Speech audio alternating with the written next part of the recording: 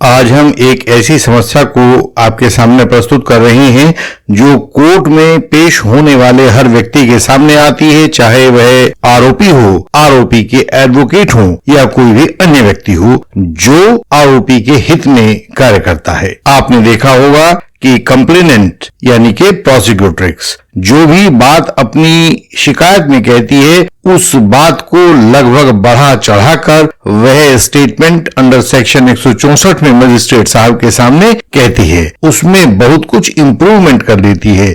और यह सभी एडवोकेट्स के सामने एक ज्वलंत प्रश्न रहता है कि ऐसे बढ़े चढ़े स्टेटमेंट में और जो मूल शिकायत थी उसमें इतना अंतर है, इस अंतर का अब हम क्या करें। हमने पिछले कुछ वीडियोस में देखा है कि कैसे हम गवाह को उसके पुराने बयानों के साथ कॉन्ट्राडिक्ट करते हैं, लेकिन जो सबसे ज्यादा कॉमन है और हर एक केस में पाया जाता है वह है एफआईआर और स्टेटमेंट अंडर सेक्शन 164 सीआरपीसी का कॉन्ट्राडिक्शन। आप में से जो भी एडवोकेट नियमित प्रैक्टिस में हैं उन्होंने लगभग हर केस में एफआईआर तथा स्टेटमेंट अंडर सेक्शन 164 सीआरपीसी के बीच इंप्रूवमेंट्स की समस्या को देखा होगा। यह 100% केसेस में ऐसा ही होता है। जो भी बात शिकायत में कही गई है उससे कई गुना बढ़ा चढ़ाकर उसको सजा संवार कर मजिस्ट्रेट के सामने 164 सीआरपीसी में कह दिया जाता है। हम इस तरह की बातों को देखने के इतने आदी हो चुके हैं कि इसको देखकर भी इसकी ओर ध्यान आकर्षित नहीं होता है, बस मन में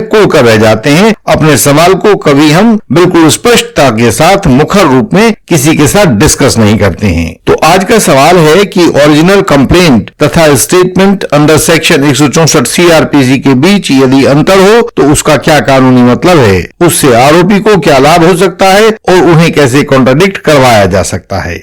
इस चैनल पर आप ऐसी ही वीडियोस देख सकते हैं जिनमें कानून पर बिल्कुल नए नजरिए से विचार किया जाता है। फॉल्स एलिगेशंस और फॉल्स केसेस, इनके ऊपर हम आपको वास्तविक कोर्ट केसेस में होने वाली वास्तविक कार्रवाई के बारे में बताते हैं। सच्चे कोर्ट केसेस में झूठे गवाहों को कैसे काबू करें यह बताते हैं। कानून की दूसरी प्रक्रियाएं बताते हैं। जो लोग खुद अपने कोर्ट केसेस को स्वयं समझना चाहते हैं उनके लिए यह चैनल बहुत उपयोगी है। जो यंग एडवोकेट कलीग्स कानून को सीखना शुरू कर रहे हैं उनके लिए भी यह चैनल बहुत प्रेरणादायक और जानकारियां देने वाला है। इस वीडियो को लाइक करें, शेयर करें तथा इस चैनल को सब्सक्राइब करें। बेल आइकन को प्रेस करें ताकि नई वीडियोस आपसे मिस ना हो जाएं। जहां तक क्रिमिनल ट्रायल में कॉन्ट्राडिक्शन का सवाल है तो उसके दो ही औजार एक एडवोकेट के पास होते हैं। सेक्शन 162 सीआरपीसी का कॉन्ट्राडिक्शन या इंप्रूवमेंट वाला हथियार और सेक्शन 145 एविडेंस एक्ट का कॉन्ट्राडिक्शन वाला हथियार। सेक्शन 162 सीआरपीसी का हथियार बहुत घातक होता है और वह उन सभी बयानों के लिए होता है जो सीआरपीसी के चैप्टर 12 में रिकॉर्ड किए गए हों। आपको याद होगा चैप्टर 12 सीआरपीसी वह चैप्टर होता है जिसमें केस की शिकायत दर्ज होती है, एफआईआर रजिस्टर होती है, केस की इन्वेस्टिगेशन होती है, सेक्शन 161 के 164 सीआरपीसी के बयान दर्ज होते हैं, चार्जशीट फाइल होती है, यानी कि सारी की सारी इन्वेस्टिगेशन और तफ्तीश इसी चैप्टर 12 सीआरपीसी में की जाती है। सेक्शन 145 एविडेंस एक्ट को भी एक निगाह देख लेते हैं। इसमें सब पुरानी स्टेटमेंट्स को लेकर गवाह को क्रॉस एग्जामिन किया जा सकता है। वे पुरानी स्टेटमेंट्स इस मुकदमे की हो सकती हैं, किसी दूसरे मुकदमे की हो सकती हैं, किसी पंचायत सभा में दिया गया भाषण हो सकता है,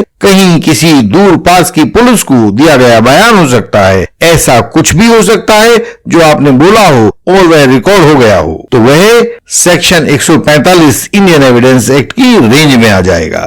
अब यह देखते हैं कि केस की पहली शिकायत की सीआरपीसी के किस चैप्टर में होती है। स्टेटमेंट अंडर सेक्शन 164 सीआरपीसी किस चैप्टर में होती है, सेक्शन 161 सीआरपीसी किस चैप्टर में होती है। शिकायतकर्ता की शिकायत सेक्शन 154 सीआरपीसी में दर्ज होती है। इस तरह शिकायत और स्टेटमेंट अंडर सेक्शन 161 सीआरपीसी और सेक्शन 164 सीआरपीसी ये सभी चैप्टर 12 सीआरपीसी में दर्ज होते हैं। इसमें यह बात साफ हो जाती है कि दोनों ही बयान कौन से, जो मूल शिकायत है जो सेक्शन 154 सीआरपीसी में दर्ज की गई है और जो मजिस्ट्रेट के सामने 164 सीआरपीसी में बयान रिकॉर्ड हुए हैं, वे दोनों ही चैप्टर 12 में दर्ज होते हैं। चैप्टर 12 में इन दोनों बयानों के दर्ज होने के कारण ये दोनों बयान सेक्शन 162 सीआरपीसी की रेंज के भीतर होते हैं और सेक्शन 162 सीआरपीसी इन दोनों ही स्टेटमेंट्स को यानी कि शिकायत को और मजिस्ट्रेट के सामने दिए गए बयान को हिट कर सकता है। यहाँ हम दोबारा से यह भी याद करते हैं कि सेक्शन 162 सीआरपीसी के एक्सप्लेनेशन स्पष्टीकरण में बताया गया है कि इस चैप्टर यानी कि चैप्टर 12 सीआरपीसी में रिकॉर्ड किए गए बयानों में से कोई बात या हालात बताए नहीं जाते हैं तो यह एक अंतर्विरोध या कॉन्ट्राडिक्शन माना जाएगा।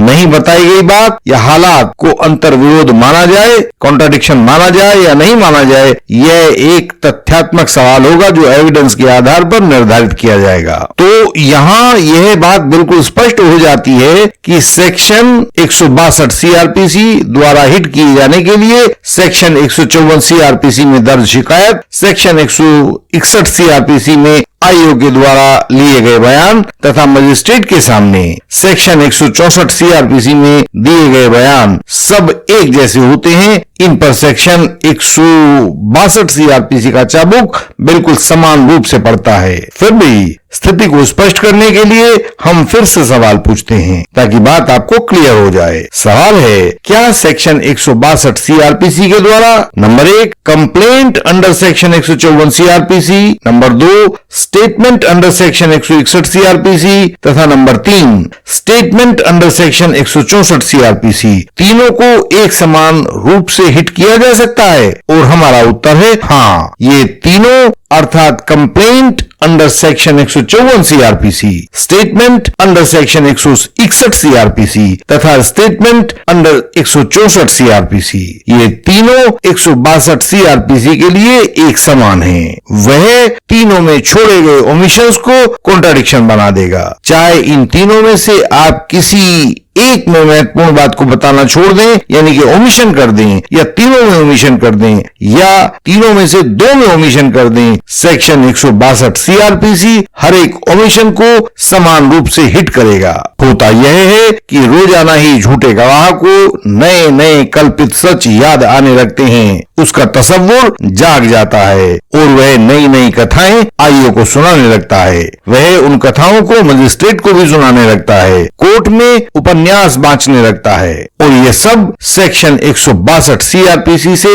हिट करवाए जाने के लिए उपयुक्त होते हैं। यहाँ हम आरंभिक सवाल पर लौट कर आते हैं। यदि कंप्लेंट और स्टेटमेंट अंडर सेक्शन 164 सीआरपीसी में अंतर हो तो क्या किया जा सकता है? और हमारा जवाब है कंप्लेंट पहले दर्ज होती है, स्टेटमेंट अंडर सेक्शन 164 सीआरपीसी बाद में दर्ज होती है। इन दोनों में कंप्लेंट पुरानी स्टेटमेंट होती है। तो यदि कोई बात कंप्लेंट में नहीं बताई गई है और वह सेक्शन 164 सीआरपीसी के बयान में बताई गई है तो मजिस्ट्रेट के सामने दिया गया यह बाद वाला बयान कॉन्ट्राडिक्ट हो जाएगा।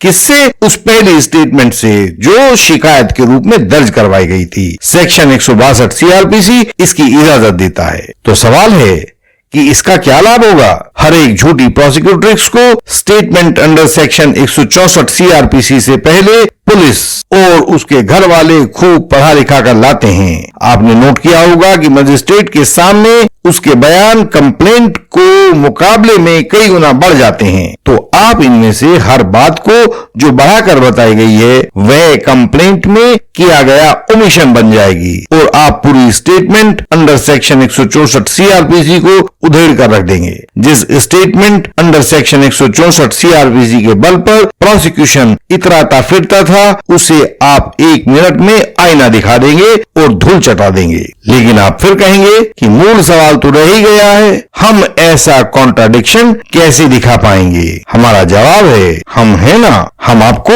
सवाल लिख कर देंगे, हम आपका क्रॉस एग्जामिनेशन तैयार करेंगे और आप उस गवाह का बेबसी से भरा मुखड़ा देखकर आनंदित हो जाएंगे। आप ये वाली और इस जैसी दूसरी तकनीकें सीख लो तो गवाह आपको देखते ही कुर्सी छोड़कर भागने की कोशिश करेगा। चारों तरफ झूठे गवाहों में आपका तहलका मच जाएगा। हम आपके लिए डिस्टेंस एडवोकेसी उपलब्ध करवाते हैं। यहाँ अपने ऑफिस से ही हम आपकी सभी कानूनी समस्याओं का हल आपको उपलब्ध करवाते हैं। आपको cross examination, application, final argument, appeal, revision सब कुछ अपने पास से उपलब्ध करवाते हैं। समस्या कोई भी हो, false allegation, domestic violence allegation, marital cruelty allegation या कोई भी अन्य, हमारी सुरक्षा और हमारी सलाह आप तक पहुंच जाएगी, चाहे आप भारत के किसी भी कोने में रहते हो। यंग एडवोकेट कलीग्स अपने केसेस की समस्याओं को हल करने के लिए हमारे मेंबर्स बने। हम उनको पूरा बैक एंड सपोर्ट देंगे। फ्रंट एंड सपोर्ट चाहिए तो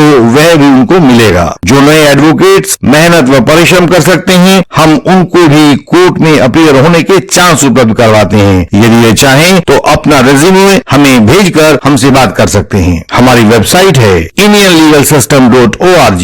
इस पर अनेक बहुमूल्य जानकारियां आपकी सरल भाषा में उपलब्ध हैं। हमारी YouTube चैनल पर सभी वीडियोस झूठे आरोपों से बचने की कोई ना कोई युक्ति सुझाती हैं। आप इनको देखें और जानें, ये आपको बचाएंगी और ये आपको बताएंगी। हमसे संपर्क व्हाट्सएप पर करें। हमसे संपर्क का तरीका सामने स्क्रीन पर दिखाई दे रहा है। यह सब वीडियोस के डिस्क्रिप्शन में भी होता है। हम आपसे मिलने का अपॉइंटमेंट फिक्स कर सकते हैं। इस वीडियो को लाइक करें, शेयर करें, चैनल को सब्सक्राइब करें, बेल आइकन को प्रेस करें ताकि आपसे नए वीडियोस मिस ना हो जाएं। हम आपसे अगली वीडियोस में फिर मिलेंगे। तब तक के लिए प्रणाम।